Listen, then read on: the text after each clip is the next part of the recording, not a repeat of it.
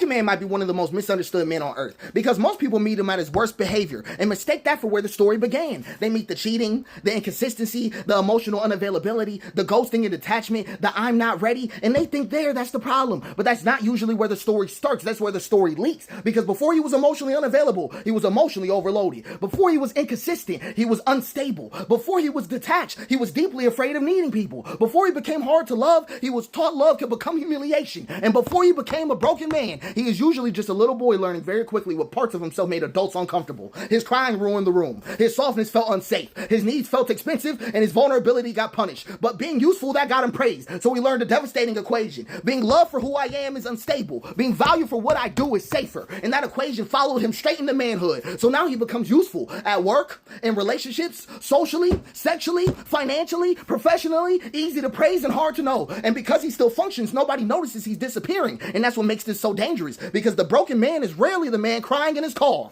It's not him. He's usually the man laughing with his friends while slowly abandoning himself. Because life still moves. Because his life still moves, he just thinks he's okay. He's making money. He's still getting attention. He's still going to the gym, still having sex, still posting wins, still locked in. Meanwhile, there's a child screaming in another room inside him that he keeps turning the TV up to ignore. And he gets rewarded for ignoring him every single time. People call it discipline. People call it ambition. They call it masculinity. They call it focus. But most of the time, it's highly productive self-abandonment. And this is where it gets darker than this. He often won't even admit that he's broken until his pain becomes cinematic. The alcoholism, the divorce, the addiction, the health collapse, the career collapse, the public humiliation, depression loud enough to feel masculine. He waits for catastrophe because catastrophe, it feels like permission. But until then, he just says, I'm fine. He says, I'm fine. And that delay becomes dangerous because broken men rarely implode alone. Guess what they do? They leak into women, into children, into friendships, into families, into entire generations. And then love shows up and love asks for the one thing he never built, a presence, not a performance, not money, not even a charm, not even sex, just a presence. And that's when he starts malfunctioning because attention doesn't require depth. It sure don't. People can attend to you all day and still not know you. Flirting does not require the truth at all. Sex does not require emotional continuity, but love does, because now you're trying to learn how to become a man through women. Think about how backwards this is. You're trying to learn how to become a man through women. You're asking romance to complete developmental work your life never built.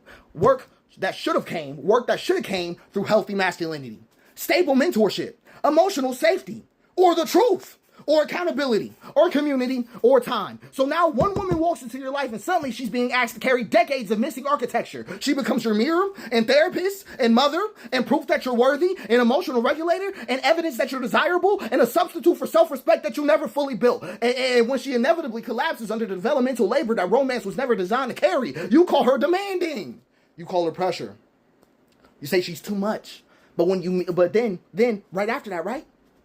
You meet an honest woman, and she feels unbearable. Not because she's asking for too much, but because she can see. She notices your busy season begins every time vulnerability enters the room. She notices how you can talk about your goals for hours, but go silent when someone actually asks you how you actually feel. She notices how you crave intimacy until intimacy becomes accurate. Because being accurately seen feels terrifying. It feels like standing naked in winter. It feels like someone reading your medical history out loud at your wedding. It feels like someone finding your emergency exit that you built inside yourself that no one was supposed to see you run out of. So you run again. You call yourself not ready. But the worst part is that other broken men help you stay broken. They call avoidance discipline. They call detachment masculinity. They call emotional unavailability standards. They call fear of intimacy freedom. And some women reinforce it too. They romanticize distance. They confuse inconsistency for confidence. They try to heal a man through self-erasure. I'm trying to tell you the bullshit right now. The entire ecosystem protects this problem. And eventually, you're left alone with yourself and you call it heartbreak. I'm trying to tell you the truth of it.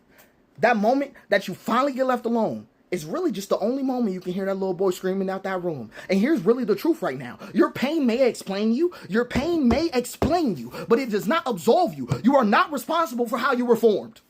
That's not a thing. But you are responsible for what that fragmentation does to other people. You do not get to keep turning other women into rehabilitation centers. It's not a thing. Okay? You were supposed to develop into a man, right? Through you, right? I'm trying to tell you the truth. You can't keep bleeding on people who do not cut you, right? Who do not cut you. You can't keep calling your avoidance self-protection while leaving destruction behind you. Healing is not aesthetic, it's grief. It's grief. It's a type of stillness. It's a type of truth. It's male friendship. It's accountability. It's consistency. It's learning how to sit in a quiet room without abandoning yourself. That's what we need to see. Learning how to tell the truth before lying becomes convenient. Learning how to stay. Learning how to stay.